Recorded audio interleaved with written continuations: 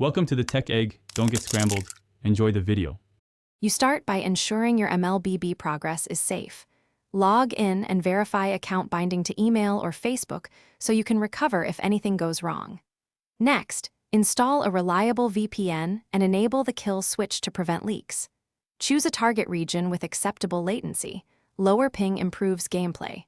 Once done, close Mlbb fully from background processes and clear its cache. This forces the game to request a new server location when you reconnect through the VPN. With your account safe, open the VPN and pick the country that matches the server you want. Verify the IP location changed by checking the VPN status. A stable connection matters, so wait until it shows connected. Then clear Mlbb app data or cache so the game will fetch region info anew.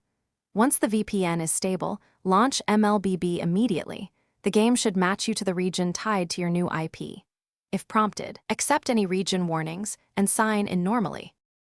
After launching, go into Mlbb settings and look for server or region indicators.